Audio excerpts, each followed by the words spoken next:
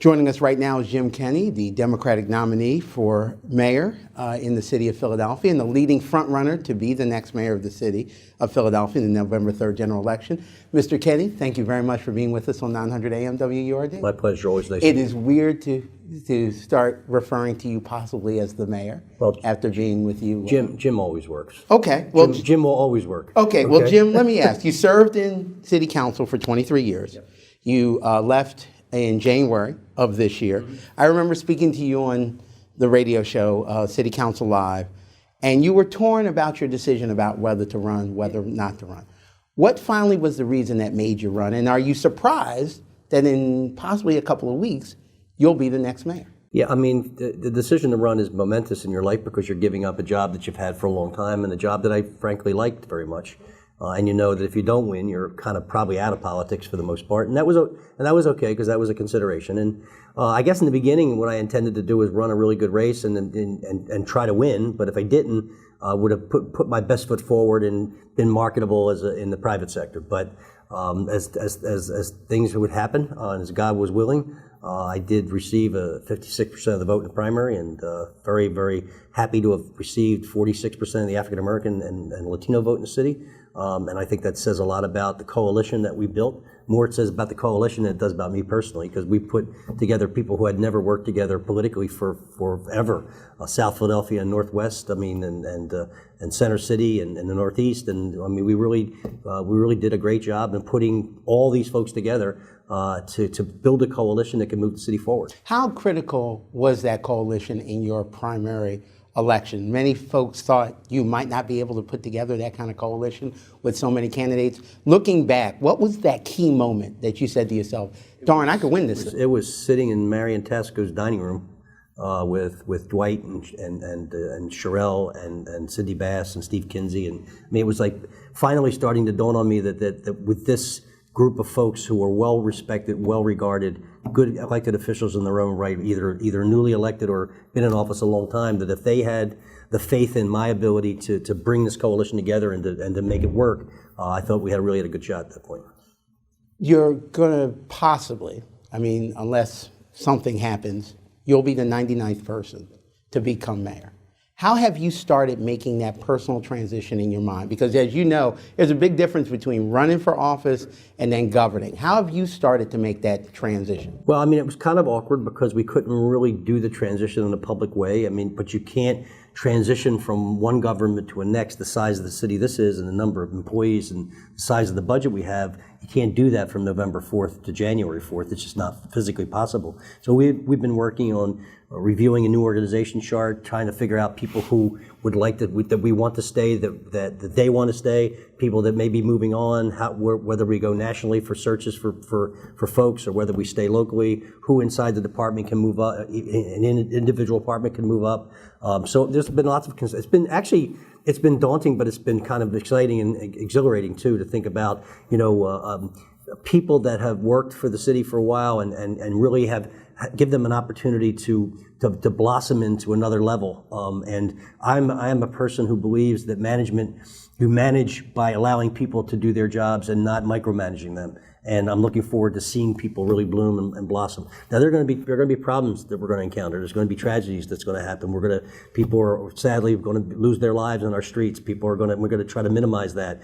We may, lose a city employee, from time to time, or have some kind of tragedy happen that we don't expect. But we have to pull together and do the best we can to rally around each other. And I think that's the real theme of this whole campaign, and will be the theme of the administration, is that we have a responsibility towards each other. We do. We're not out there alone. We shouldn't be out there alone. No one can make it by themselves. And this whole rugged individualist thing and pull yourself up by your bootstraps and stuff, that's kind of a myth, because if you look at your own life, if you've been successful, there's people in your life that have really helped you get there. They have opened doors for you, people whose shoulders you stand on. That's why I get so disappointed and sad about the fact that people don't vote. I mean, if you think about what people in this country went through to get the right to vote, being lynched and beaten and water cannoned and dogs, and I mean, the Edmund Pettus Bridge. I mean, we're asking people to get up off their couch and go to the rec center or library to vote, not cross that bridge and face stormtroopers with clubs and bats. I mean, and I think if you don't vote, you disrespect what their efforts were. You disrespect their sacrifice. You disrespect the sacrifice of people who served overseas in our military, in currently in our current conflicts, Vietnam, Korea, World War II. I mean, those folks sacrificed and died as a result of wanting to keep us a democratic, republic, and people don't respect that. Let's ask a little bit about that. You won the primary with a pretty low vote total. I mean, it wasn't like thousands of people came out. We had 50% voter turnout. There's the possibility in this election, but there's a possibility in this election that there might be about that same number, maybe a little higher because of the races at the top of the ballot. How do you feel if you do win, not winning with as much people as you'd like? Well, I mean, if you look at past races, Mayor Nutters, for example, the first time he ran with all the people that were running, he received 30-some% of the vote. I mean, so and more people did come out, but if you're getting 56% of the people who came out, then I guess you somewhat of not a mandate, but somewhat of you have a plurality. You're over 51. So, I mean, that was encouraging. Look, we're going to, whether, the same amount of people come out in the primary or more or less, we're still going to do our best every day for everyone in the city. But I really would encourage people to vote, not as much for me, but for those Supreme Court races. They're just critical to our cities being able to move forward without interference from other governments. If you win as mayor, what will be your top priorities?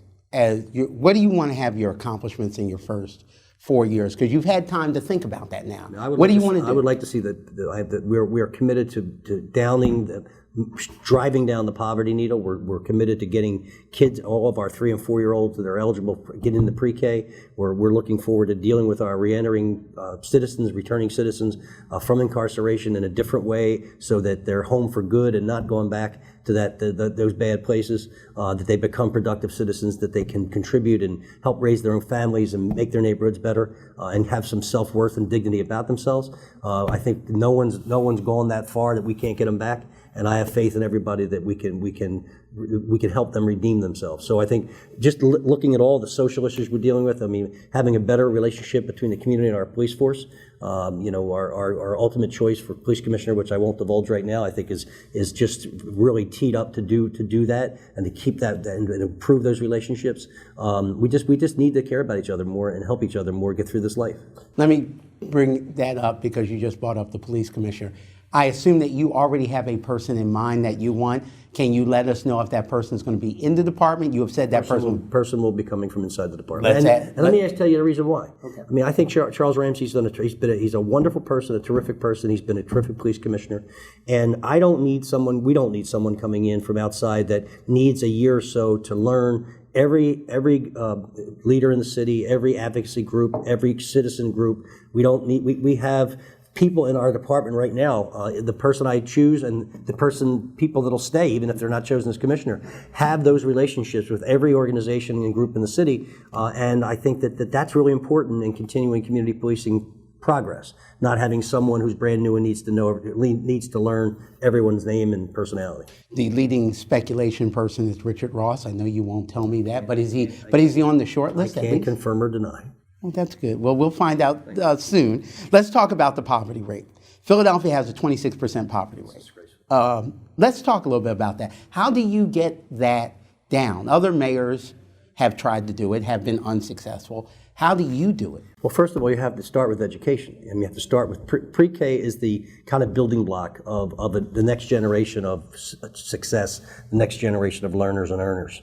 And I think pre-K is important. But you also have this group in the middle, either haven't worked for a long time or ever worked, that don't have the college skills, that can't do the high-tech, biotech, and meds and eds, but need to make a living to raise families and to help them keep themselves, in a dignified life. And I think those are industrial-style jobs that we're going to work on with the Port of Philadelphia, with distribution and warehousing jobs, with expansion of construction trades, getting more people integrated into the construction trades so that they can make those nice hourly wages. And we're committed to doing that. And at the same time, dealing with this cohort of people that are currently in jail who are coming back and need psychological help, that need physical, mental health treatment, need drug treatment, and need job training. And we're committed to finding the resources to get that done. Now, you talk about returning citizens.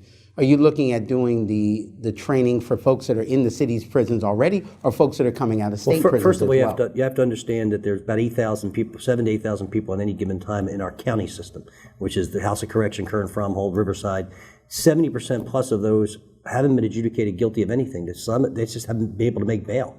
So you got a guy who goes in front of a judge with a nonviolent drug charge, and the judge sets a bail a judge sets bail, that means that he believes or she believes that they're a good risk not to get in trouble again while they're out on bail, and that guy can't put up the $400, $500, $600 to get out. He stays up at State Road for 30, 60, 90 days while waiting for a hearing at $115 a day. That's insane. We should have a GPS bracelet on him somewhere and have him report to drug treatment or job training or school or whatever it is we need to do to keep him on the right track until he sees a judge. But to have him sitting 3 people in a cell for $115 a day, to me, is a waste of money and a waste of time. Will you get rid of the House of Correction? That bill is currently in City Council. It's kind of been stalled. Will you get rid of House of Correction? Aspirationally, my goal is to not need the House of Correction, so we don't have to build another prison. We can get those folks, get our population down to a point where it is manageable and people are treated fairly, because if the bail number is set for you and you're simply too poor to pay the bail, you shouldn't be locked up. Would you like to close the House of Correction at some point? I would love to. Yeah, I don't want to build another prison. I would like to have that one dismantled. Well, right now there's thousands of prisoners there. They're in really terrible conditions. If you become mayor, are you thinking of moving people out of that? Well, I'm thinking of trying to do some bail reform and other kinds of issues that will get people under some supervision, but not necessarily behind bars. They're not doing anything up there productive. They're sitting around waiting for a hearing that comes 30, 60, 90 days away. And if we can have them with an ankle bracelet, going to a drop-in day center, maybe involved with some type of faith-based organizations where they have to report to them while they're getting the training and help they need, that's where we need to go. We have a few more minutes of your time. Jim, thank you very much for taking the time to be with us. Let me ask, your success as mayor, you're taking a city that's 1.5 million people. Most of the people in this city are Black people, Latino people, and Asian people. So for you to be successful, Black people, Latino people, and Asian people have to do well. What is the key to that? I mean, are you going to focus more time in neighborhoods and less time in places like, say, Center City, Chestnut Hill, where people perceive they're doing okay? How do you do that? First of all, as a city council member at large for 23 years, I've been in every one of those neighborhoods. I've been in almost all of our schools, if not all of the schools. I mean, we're going to deliver services through the school base by having community schools, pre-K community schools, services delivered directly to the neighborhood children and families through our school base. I think is the way to really kind of build communities again. And we're going to be neighborhood folks. I'm a South Philadelphia product. I grew up in a small row house street with 16 feet across by 45 feet deep. 6 people in a house with 1 bathroom. I mean, I didn't grow up with a silver spoon, so I know what it is to be a blue collar person, to work for a living. My first job was delivering newspapers for the Inquirer when I was 13 or 14. But my first real job was washing dishes in a restaurant, bussing tables and tending bar. I mean, I know what people go through. I know I've worked my way through school with the help of my parents, and I know what working people need and what they do and what they feel. So you see that neighborhoods really need to feel kind of inclusive in the whole Philadelphia. Your zip code shouldn't matter with your opportunities to do well in this life. And right now, your zip code matters. Let's talk about one of the things that's going to be a staple of yours in education, that's universal pre-K. Who would be eligible? And my understanding is you said it would cost about $60 million over 3 years to pay for it, with the city paying about $40 million and the rest coming from nonprofits. Can the city afford that? Yes, the city cannot afford not to do it, because we haven't done it. Our kids haven't been getting that good start they need, so they're not reading the grade level by 3rd grade. In 7th and 8th grade, they're acting up, and 9th and 10th grade are dropping out, and they go to the corner and they have a couple options: jail or the cemetery.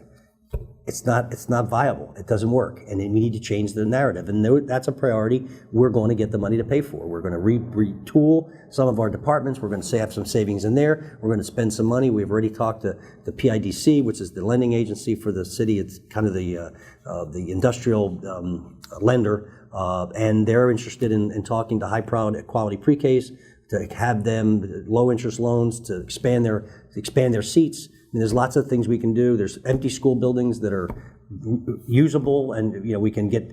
We're going to work with the building and construction trades to help get some pro bono work to get those schools up to speed, so we can get some of these kids in neighborhoods where there's not available pre-K or daycare. That's where we're going to start. Who would be eligible for that? Because I'm going to play devil's advocate. If there's universal pre-K, and I say I'm a middle class person, I want to take advantage of that too. Will I be able to take advantage of it? Yes. If we limit it to certain income levels, look.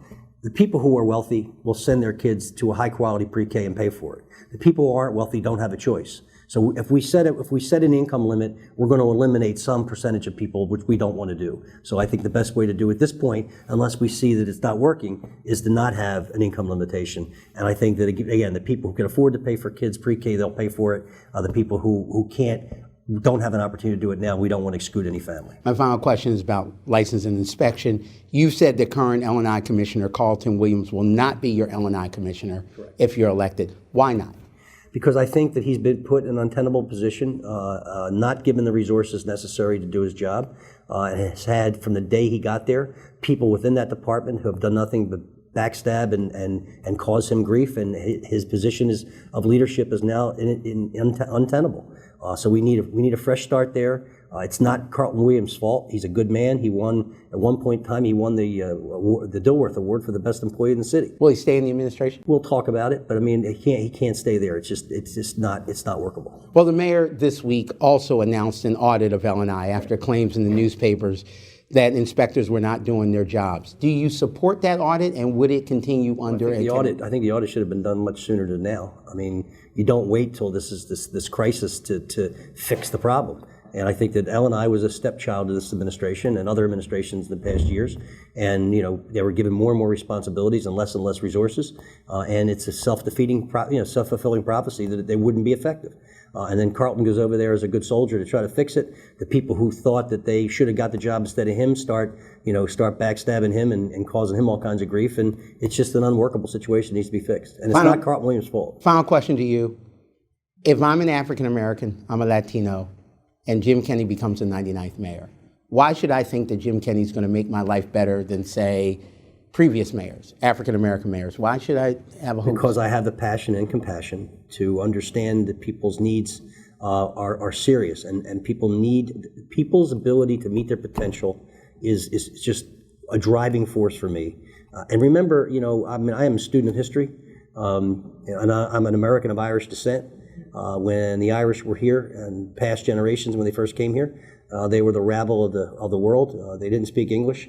They spoke Gaelic. They were starved out of their country by the British. It wasn't a famine. They were shipping a lot of food out of Ireland when the Irish people were starving. We came here on coffin ships, similar to what happened with the slave ship, but different because we weren't forcibly taken here, but we had no other choice. And a lot of people died in the passage across the Atlantic. That's why they called them coffin ships. When we got to here, we fell off the ship. We didn't make all the documents necessary to be what the arguments are today. So my history as an Irish person in this country is we were not wanted. We were told to go back where we came from. No Irish need apply. So there was discrimination in our history, and I understand that because I've read and understand my history, and I can also understand the history of other people in this country, African Americans and others, who were treated badly by this nation, and I have a passion to fix it.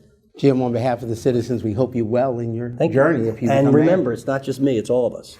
When people say, what are you going to do? I say, what are we going to do? Because it's all of us as a community, not just one person. That's Jim Kenney, Democratic candidate for Philadelphia mayor in the November 3rd general election. Thank you, Jim Kenney, for joining us on 900 AM WURD. Appreciate it. Thank you.